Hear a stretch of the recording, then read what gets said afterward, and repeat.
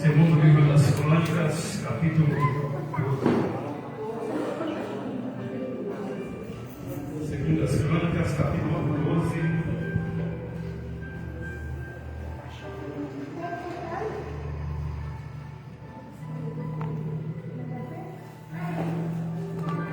Segundo as Crônicas, capítulo 12, a partir do versículo 1. Segundo as Crônicas 12.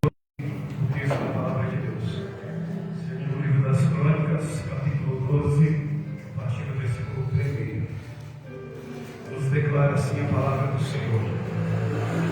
Sucedeu, pois, que, havendo Roboão confirmado o reino, e havendo-se fortalecido, deixou a lei do Senhor, e com ele todo o Israel. Pelo que sucedeu no ano 5º do rei Roboão, que Sisaque, rei do Egito, subiu contra Jerusalém, porque tinham transgredido contra o Senhor, com 1.200 carros e com 600.000 cavaleiros, e era inumerável a gente que vinha contra ele do Egito, tanto de líbios com suquitas e etíopes, e tomou as cidades fortes que Judá tinha, e veio a Jerusalém. Então veio Semaías, o profeta, a Roboão e aos príncipes de Judá, que se ajuntaram em Jerusalém por causa de Sisaque, e disse-lhes: assim diz o Senhor, vós me deixastes a mim, pelo que eu também vos deixei nas mãos de Sisaque. Então se humilharam os príncipes de Israel e o rei, e disseram: o Senhor é justo. Vendo, pois, o Senhor que se humilhavam, veio a palavra do Senhor a Semaías, dizendo: humilharam-se, não os destruirei, antes, em breve, lhes darei lugar de escaparem, para que o meu furor se não derrame sobre Jerusalém pelas mãos de Sisaque. Porém serão seus servos, para que conheçam a diferença da minha servidão e da servidão dos reinos da terra. Subiu, pois, Sisaque, rei do Egito, contra Jerusalém, e tomou os tesouros da casa do Senhor e os tesouros da casa do rei. Levou tudo, e também tomou os escudos de ouro que Salomão fizera. E fez o rei Roboão, em lugar deles, escudos de cobre, e os entregou nas mãos dos capitães da guarda que guardavam a porta da casa do rei. E sucedeu que, entrando o rei na casa do Senhor, vinham das guardas e os traziam e tornavam a pôr na câmara da guarda. Humilhando-se ele, a ira do Senhor se desviou dele, para que o não destruísse de todo, porque ainda em Judá havia coisas boas. Pai, nós te louvamos e te exaltamos. Te agradecemos, meu Deus, na beleza da tua santidade. Tu és, Senhor, Deus de poder. Tu és um Deus santo, um Deus tremendo, um Deus poderoso. Pai querido, eis aqui do teu povo, eis aqui, Senhor, da tua igreja. Fala comigo nessa noite com todos quanto adentraram na tua casa. Que o teu Espírito, Senhor, tenha plena liberdade essa de agir no teu querer, assim como no teu efetuar. Porque sabemos, ó Pai, que a palavra que procede da tua boca, ela não voltará para ti vazia, mas fará o que te apraz e prosperará naquilo para qual foi designada, Senhor. Por isso, nós te louvamos no nome de Jesus. Queridos, nós vemos aqui um texto da palavra de Deus falar acerca, quero dizer que sucedeu que, havendo Roboão confirmado o reino e se fortalecido, deixou a lei do Senhor e com ele todo o Israel. O texto vai nos dizer que Roboão começa bem, Roboão começa da forma certa, Roboão começa com êxito, Roboão começa de forma assertiva, Roboão começa confirmando o reino e se fortalecendo, isso em todos os aspectos. Ele estava fazendo as coisas nos primórdios do seu reinado de forma correta. Roboão estava confirmando o reino e se fortalecendo. Porém, nós vemos que ele começa bem, mas quando ele se fortalece, ele deixa a lei do Senhor e com ele todo o Israel. Isso nos chama a atenção, porque ele começa confirmando o reino, ele começa se fortalecendo, ele começa de forma muito assertiva. O perigo começou quando ele se sentiu forte. O perigo na vida de Roboão se deu quando ele se sentiu forte. Isso nos chama a atenção, porque o perigo não é quando se está fraco. O perigo muitas das vezes é quando se acha que está forte. Nós temos um grande exemplo disso na pesca. Lucas capítulo 5. O barco estava vazio, Pedro queria peixe. Jesus vai proporcionar a ele uma pesca extraordinária, ele vai pescar. Mas quando o barco estava cheio, então corria risco de ir a pique. O perigo do barco virar não era quando estava cheio. O perigo do barco virar era quando estava. O perigo do barco virar não era quando estava vazio. O perigo do barco virar é quando estava cheio. O grande risco de Roboão foi quando ele se sentiu forte. Que foi o que nós mencionamos um pouco no seminário. Israel tinha finanças, Israel tinha ouro, Israel tinha música, Israel tinha instrumento, Israel tinha história, Israel tinha cantores próprios, Israel tinha banquetes, Israel dormia em cama de marfim, se banhava nos melhores óleos, porém eles confiaram nas suas riquezas, na força do seu braço e não buscavam mais a Deus. Ou seja, quando nós olhamos para a vida de Roboão, ele confirma o reino e ele está se fortalecendo, ele se sentiu forte. Quando ele se sentiu forte, ele achou que agora as coisas aconteciam na força do seu braço. Eu não preciso mais dele, eu não preciso mais da força dele, porque as coisas estão acontecendo, as pessoas estão tendo êxito diante das pessoas, diante do exército, diante das pessoas, está tendo glamour, está tendo admiração. As pessoas estão olhando para Roboão e estão dizendo: olha, ele está dando certo, ele está confirmando o reino,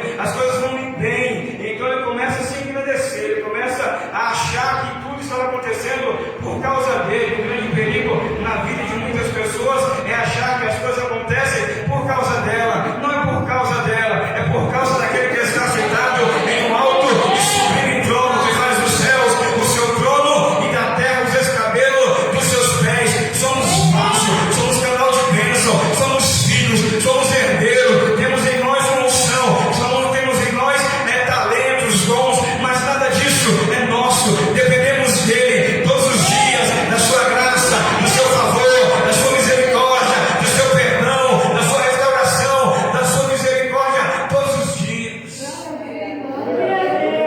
Roboão está começando bem, mas o perigo começou quando ele se sentiu forte. A estabilidade material produziu em Roboão um descuido espiritual. A prosperidade material de Roboão produziu nele um descuido espiritual. Ou seja, muitas das vezes, quando as pessoas passam por lutas, elas buscam a Deus, mas quando está tudo bem, muitas das vezes relaxamos. Quando há luta, quando há vento, quando está no deserto, quando está no vale, quando tudo está contrário, quando há afronta, quando há guerras, buscamos. Mas o grande perigo se corre após isso. Porque enquanto há uma circunstância diversa, buscamos. Quando vencemos, muitas das vezes relaxamos ou descuidamos. Ou seja, o maior risco não é a fraqueza. O maior risco não é a fraqueza. Na verdade, o maior risco é se esquecer de Deus depois da conquista. O maior risco não é fraqueza. O maior risco é se esquecer dele depois da conquista. Ou seja, ele está confirmando o reino, ele está se fortalecendo. Quando ele confirma o reino e se fortalece, ele abandona Deus, ele se esquece de Deus. E não só ele, vai dizer que todo o Israel, ou seja, ele vai influenciar todo Israel, dizendo: agora vocês só precisam de mim, agora eu vou conduzir, agora eu vou direcionar. Se esqueceram do Deus que estava dando vitória para eles, se esqueceram do Deus que estava fazendo eles granjear territórios, eles estavam triunfando. Não era por causa da força de Roboão, não é por causa de toda a riqueza que ele herdou, por causa de todo o reino que já estava estabilizado, não era por causa disso, era por causa de um Deus que era fiel, que estava dando conquista para eles. Ou seja, mas mesmo diante das vitórias, nós precisamos continuar vigilantes, porque o inimigo não dorme, ele não perde tempo, ele não cochila, ele não vacila. Mas muitas das vezes, quando temos uma grande vitória, corremos o risco de nos distrairmos.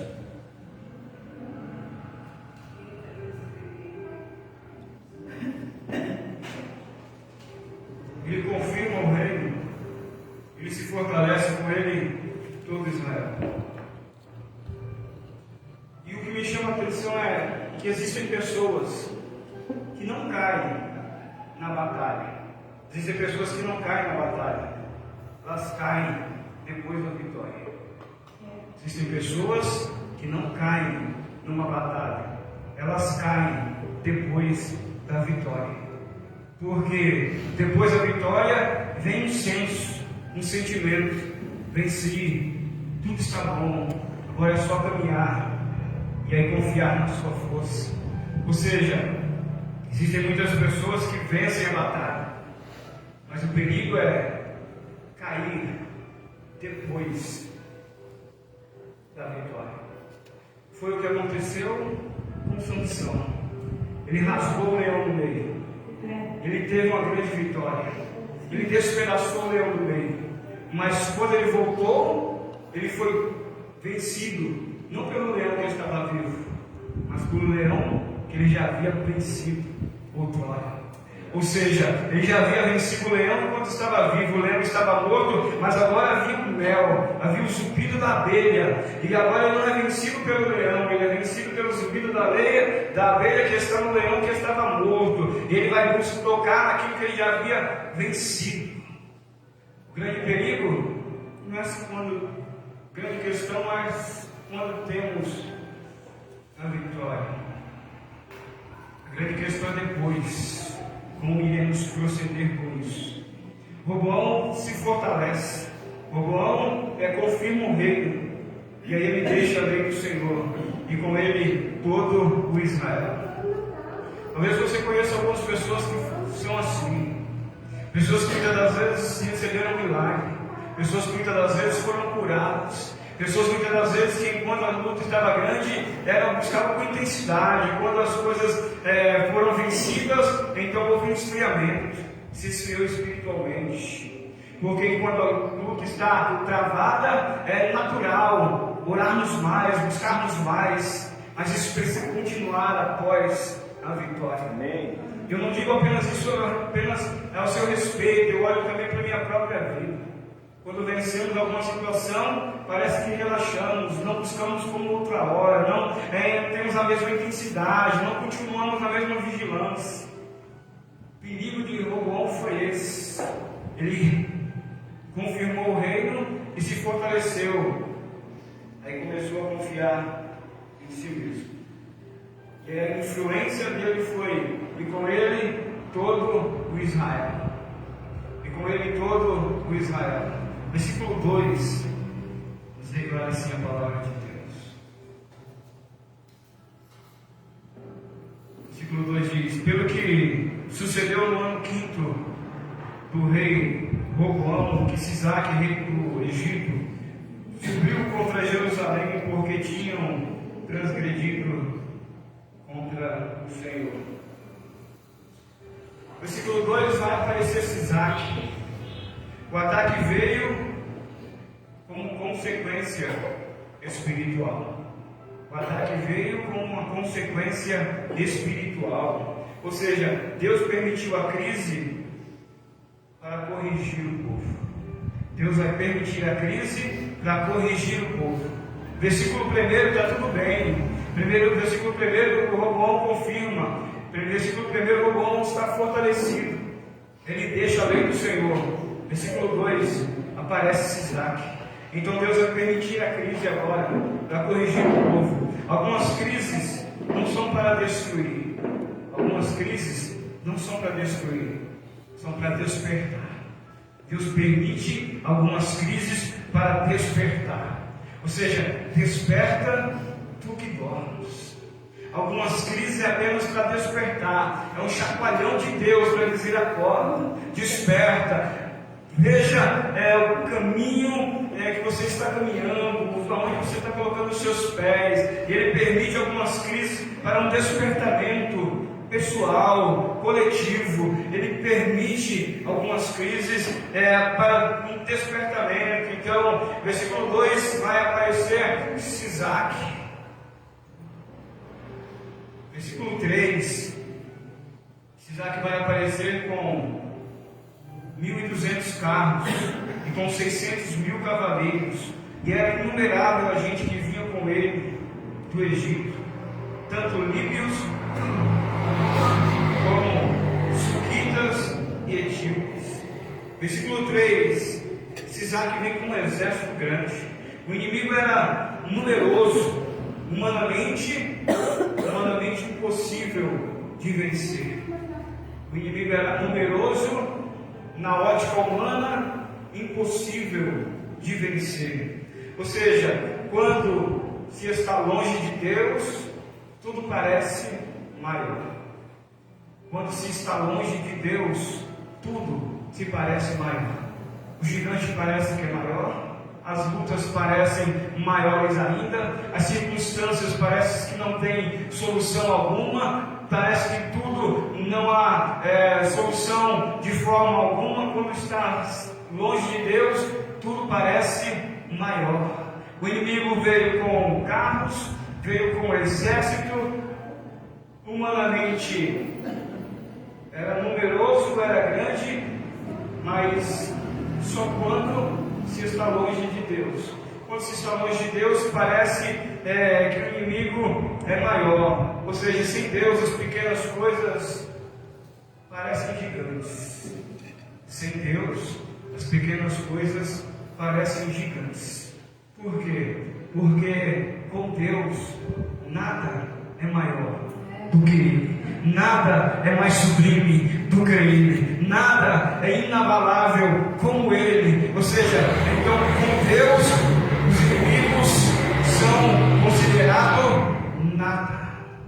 Por quê? Porque Ele é tudo. Ele abrange tudo. Ele é plenitude. Ele é grandioso. Ele é extraordinário. Ele é completo. Ele é grande demais. Mas se está longe dele, as outras coisas vão parecer imensas. Versículo 4.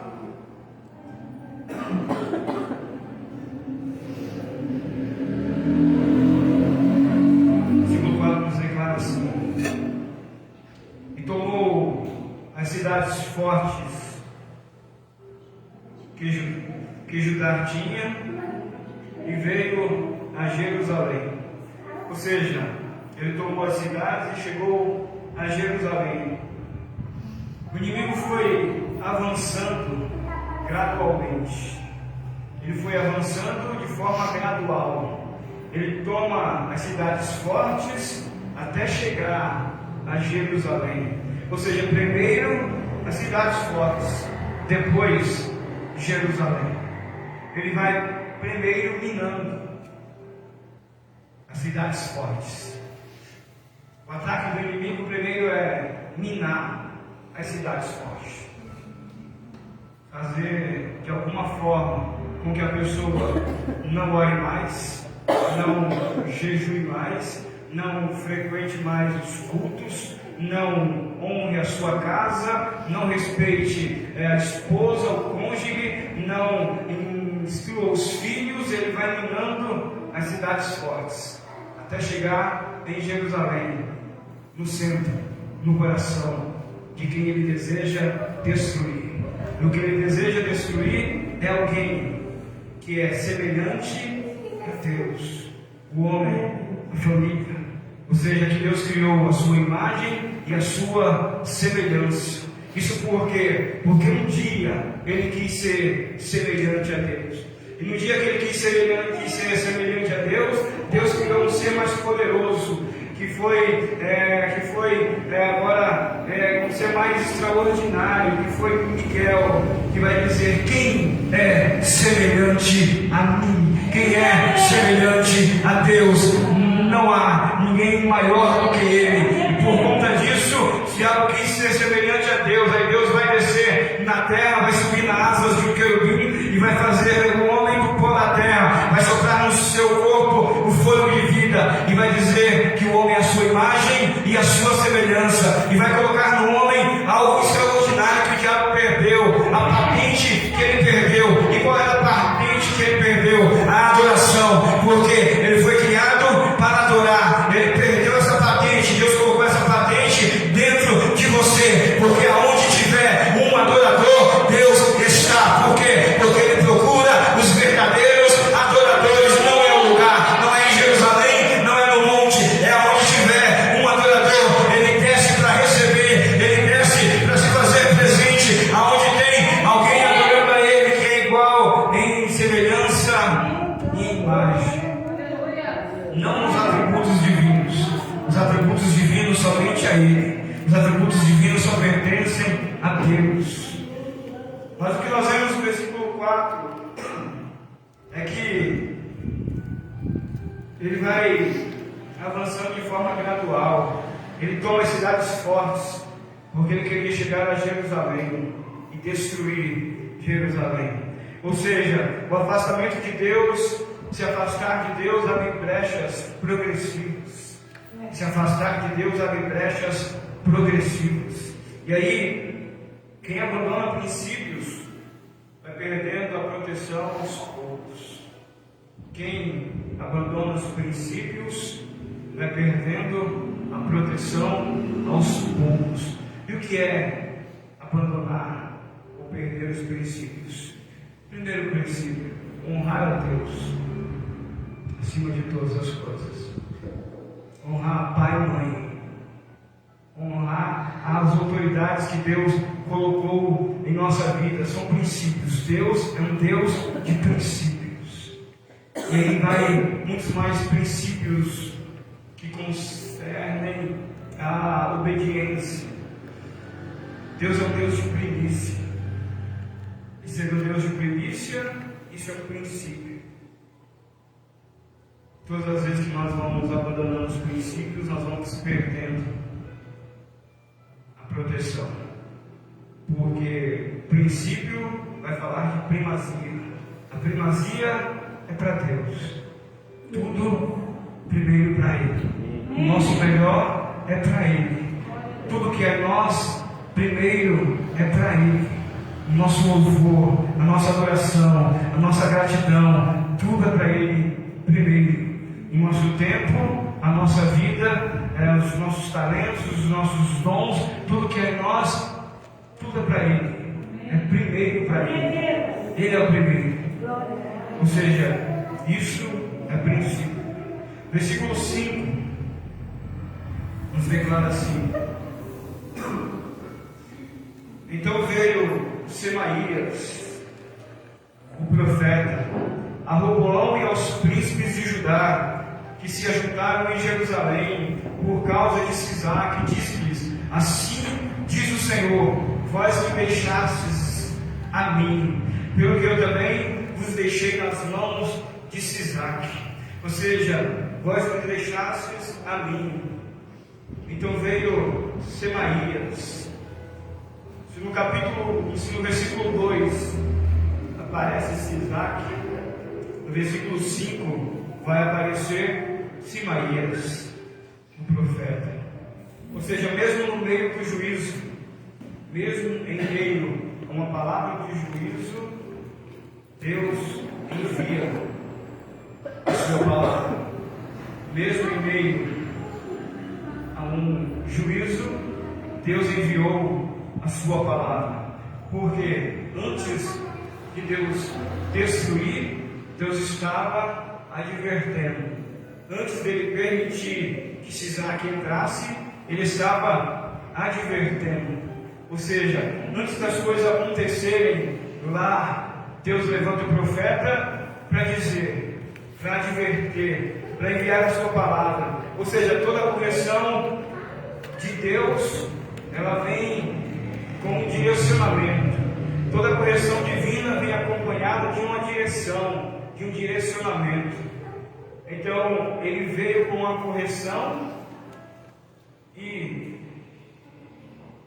com uma direção acompanhada de um direcionamento. E aí, versículo 6 vai nos declarar assim: veio a correção e veio também o direcionamento. Versículo 6: então se humilharam os príncipes de Israel e o rei, e disseram: o Senhor é justo. Então se humilharam e disseram, tanto o rei como os príncipes declararam e disseram: o Senhor é justo.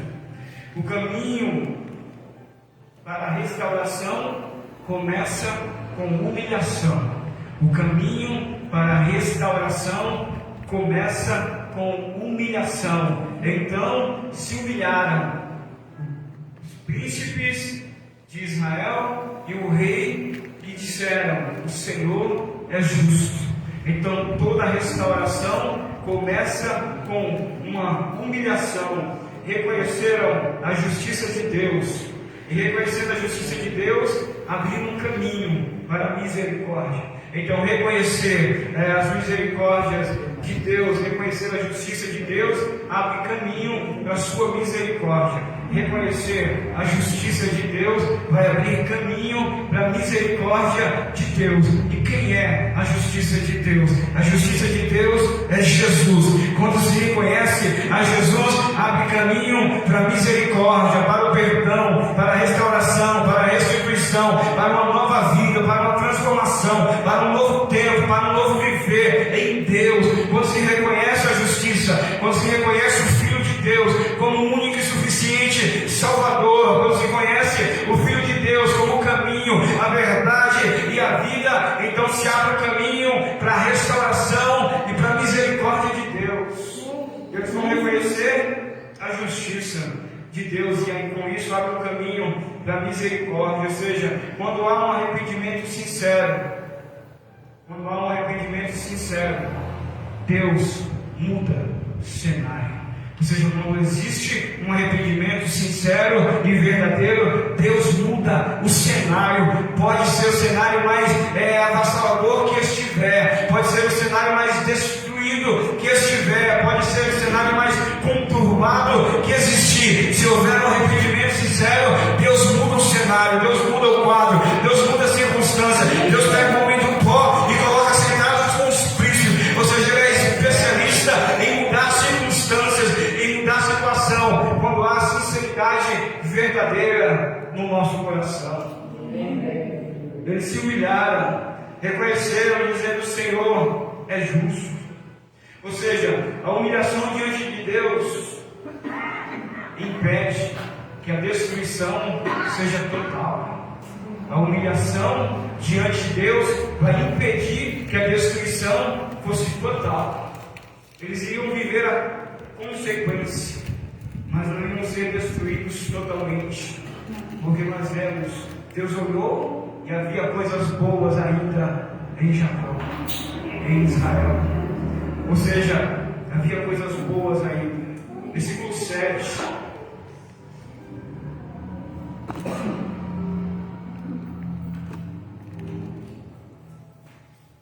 Versículo 7 nos declara dizendo: vendo, pois, o Senhor que se humilhavam, veio a palavra do Senhor a Semaías, dizendo: humilharam-se, não os destruirei. Antes, em breve, lhes darei lugar de escaparem, para que o meu furor se não derrame sobre Jerusalém pelas mãos de Sisaque. Ou seja, quando nós olhamos para a vida de Roboão, nós vemos que a grande questão de Roboão não foi a falta de força. O que faltou em Roboão não foi a falta de força, mas foi a falta de permanência espiritual. Quando olhamos para Roboão, não era falta de força, foi falta de permanência espiritual. Então Deus permite que a força dele seja vencida. E aí, versículo 7, eles vão se humilhar.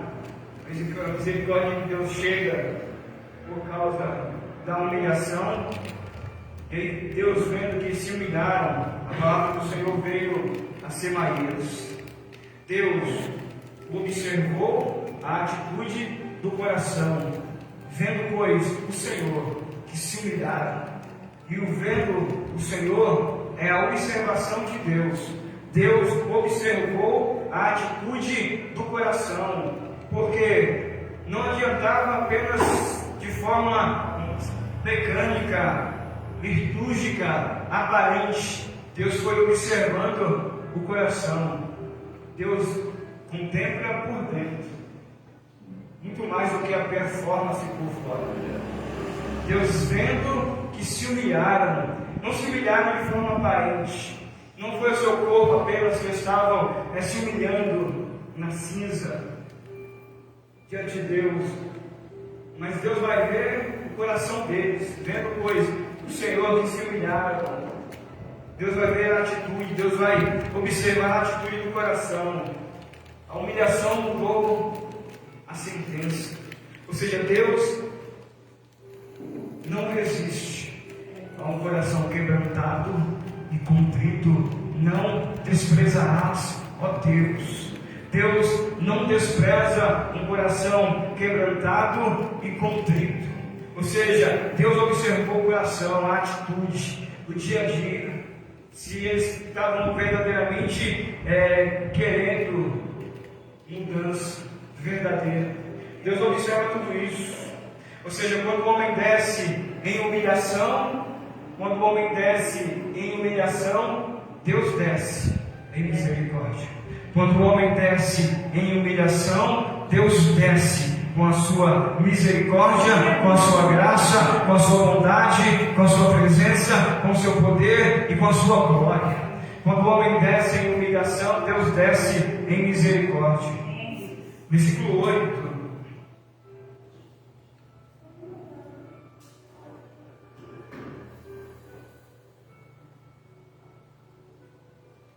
Vai nos dizer assim: porém, eu vou falar de algumas consequências. Porém serão seus servos, para que conheçam a diferença da minha servidão e da servidão dos reinos da terra.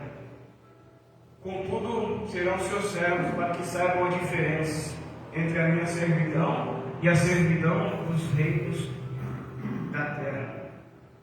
Deus permitiu disciplinar, mas para não destruir totalmente.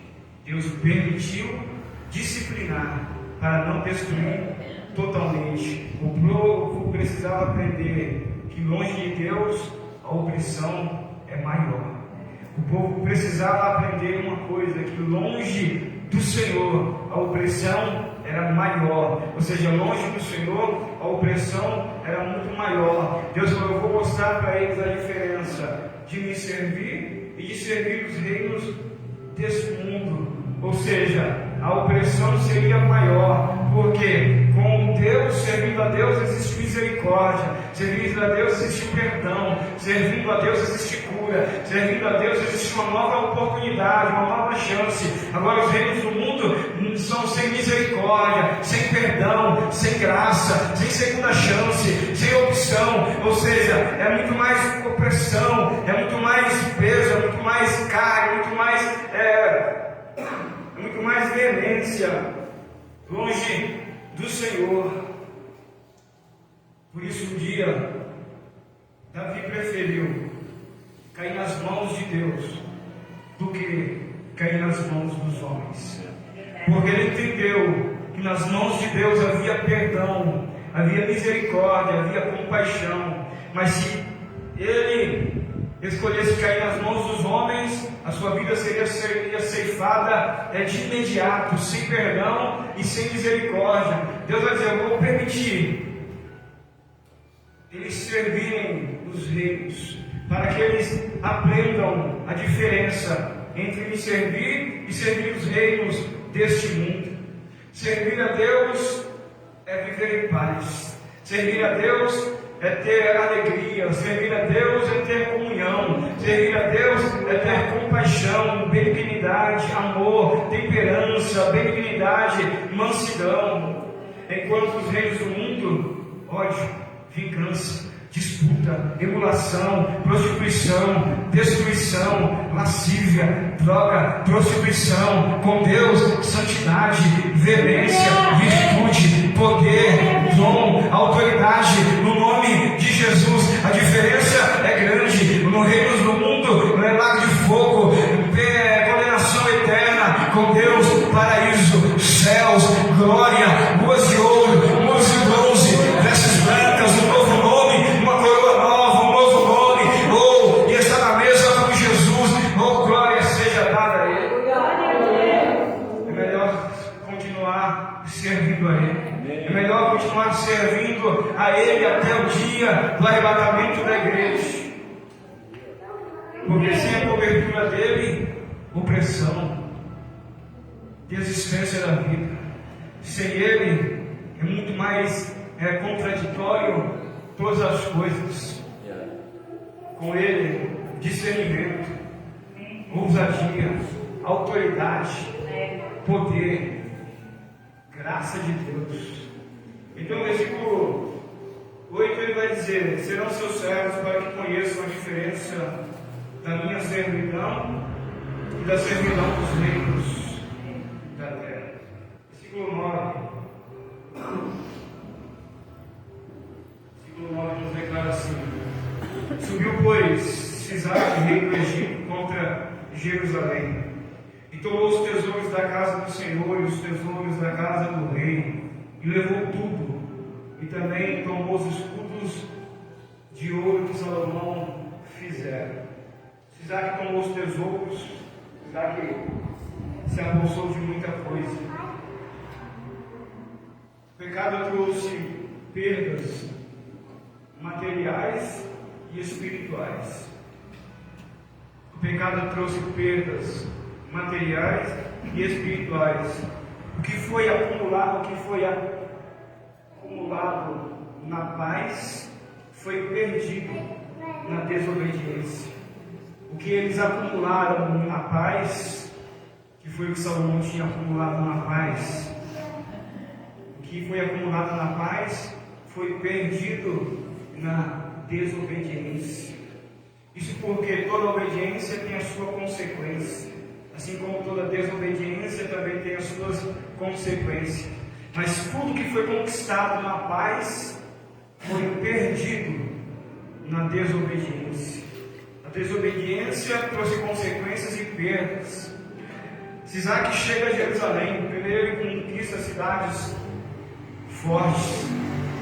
Quando ele chega em Jerusalém, ele vai tomar os tesouros da casa do Senhor. Ele vai tomar os tesouros da casa do rei. Ou seja, a desobediência custa caro. A desobediência custa caro. E muitas das vezes, até mesmo a alma, a salvação. Sisaque, rei do Egito, vai subir. ele conquista primeiro as cidades fortes, chega em Jerusalém, entra na casa do Senhor, pega os vasos de ouro, entra na casa do rei, pega os vasos e pega os escudos de ouro que Salomão havia feito. Aí o versículo 10 vai nos dizer assim, versículo 10 nos declara: e fez o rei Roboão em lugar deles escudos de cobre, de bronze, e os entregou nas mãos dos capitães das guardas para que guardavam a porta da casa do rei. Ou seja,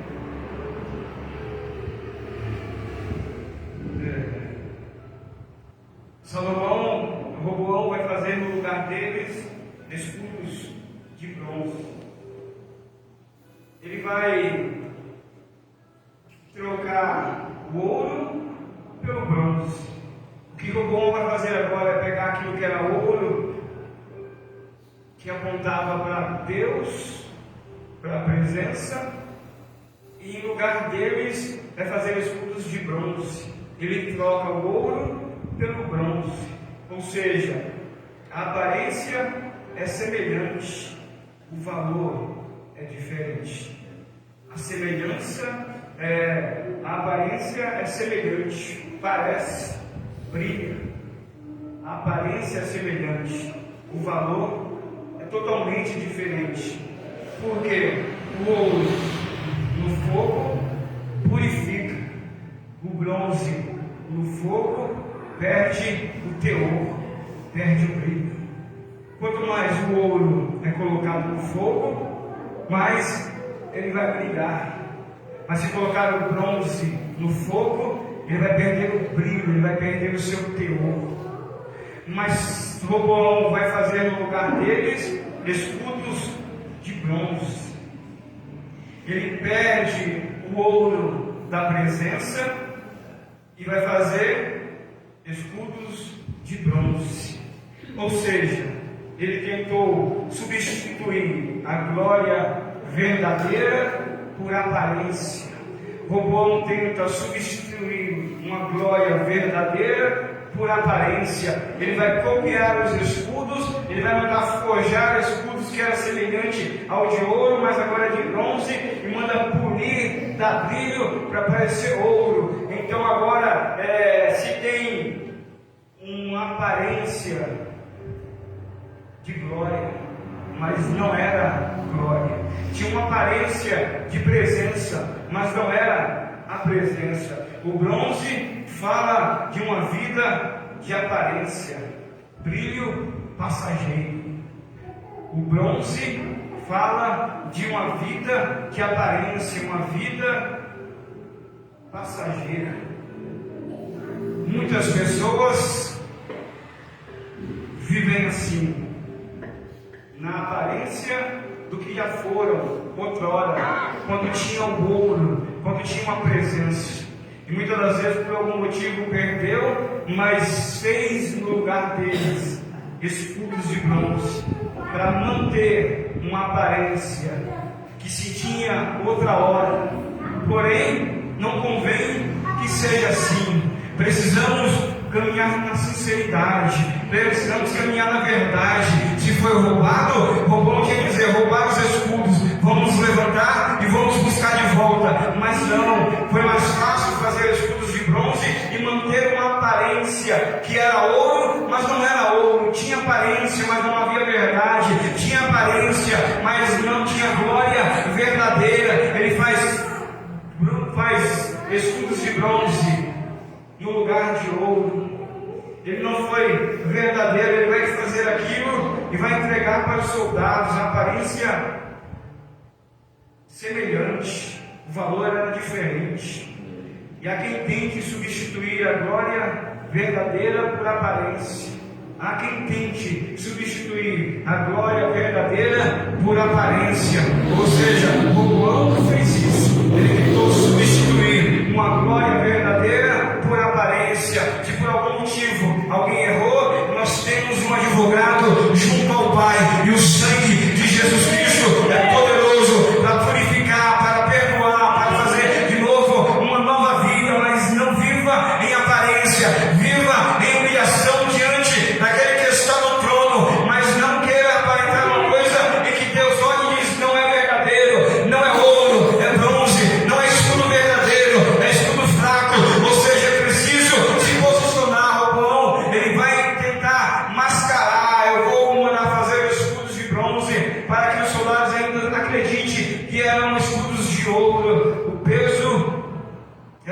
semelhante, valor totalmente diferente.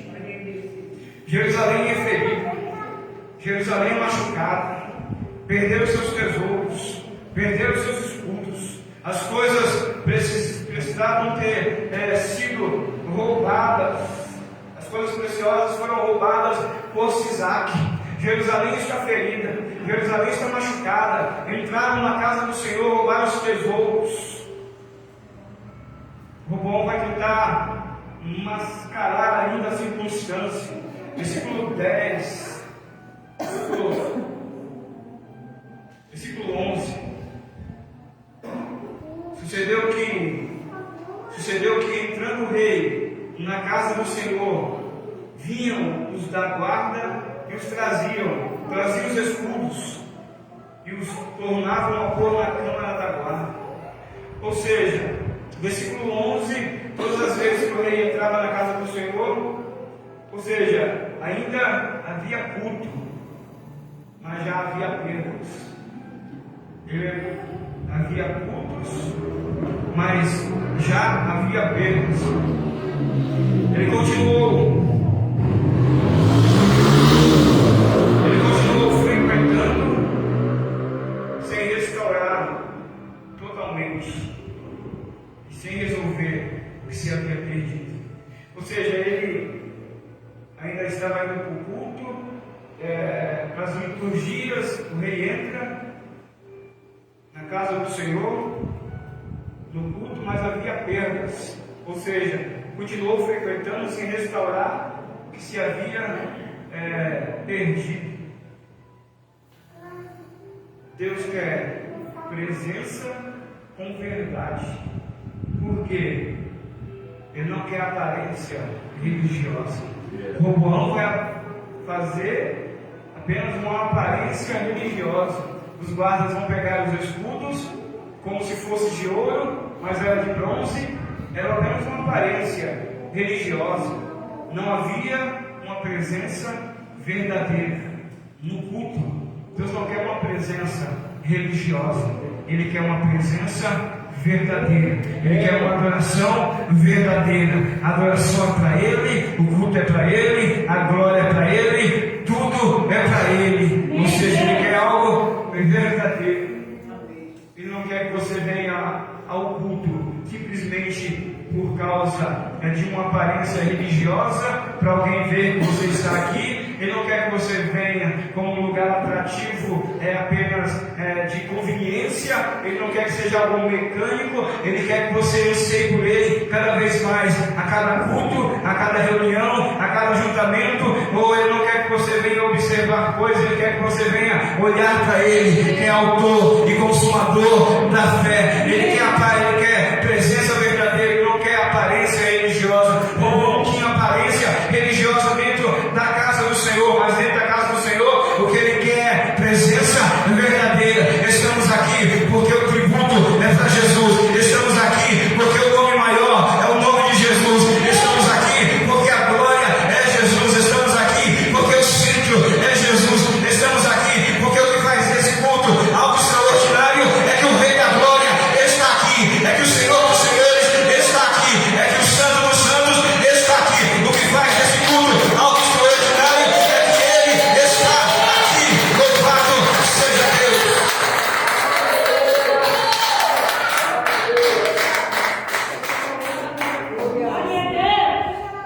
O povo entra com escudos, mas são escudos de bronze. Versículo 12. Nós vamos encerrar. Versículo 12 nos diz: e humilhando-se ele, a ira do Senhor se desviou dele, para que não destruísse de todos, porque ainda em Judá havia coisas boas. Ainda em Judá havia coisas boas. Pode vir alguma coisa boa de Nazaré. Pode vir alguma coisa boa de Nazaré. Deus diz: ainda há coisas boas. Deixa eu dizer uma coisa a você. Eu recebo o rema de Deus e a autoridade do Espírito vai dizer a você. Deus olha para você e diz: ainda há coisas boas. Ou seja, existe coisa boa dentro de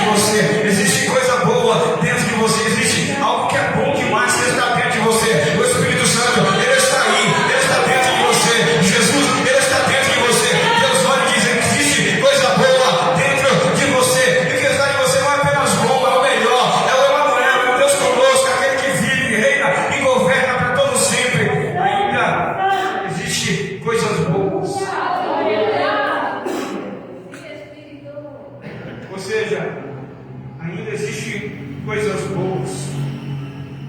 Mesmo que muitas pessoas podem olhar para alguém, para uma família, para pessoas, para algum jovem, para alguém que muitas das vezes pode apontar o dedo, criticar, julgar, falar tantas coisas. Deus olha e diz: ainda existe coisas boas para ser restaurado, para ser liberto, para ser curado, para ser transformado. Ainda existe coisa boa, ou seja, onde pessoas não veem nada, Deus olha e vê possibilidade de restauração. Onde pessoas olham e não vê solução alguma, Deus olha e vê possibilidade de cura, de restauração, de libertação, de fazer uma nova vida, uma nova pessoa.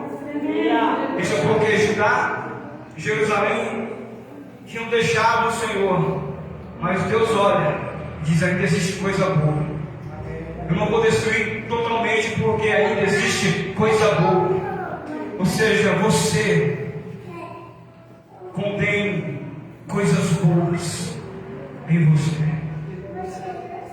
Contém coisas boas dentro de você, na sua vida.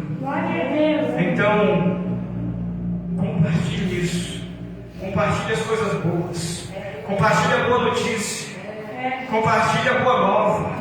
São as coisas boas que estão em nós. A boa notícia do reino, a boa notícia do Espírito, a boa notícia da palavra. A palavra de restauração, a palavra de cura, a palavra de libertação. Ou seja, a palavra que muda a história. As coisas boas estão aí. As coisas boas de Deus estão dentro de você. O Espírito Santo, Jesus, a palavra, a presença, a glória, a unção, a autoridade, o dom, o chamado, a vocação está dentro de você. As coisas boas.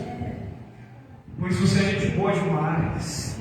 Por isso a sua casa é boa demais. Por isso a sua história é boa demais. Por isso o seu casamento é bom. Por isso tudo flui. Por causa das coisas boas, Deus olha e diz: ainda existem coisas boas.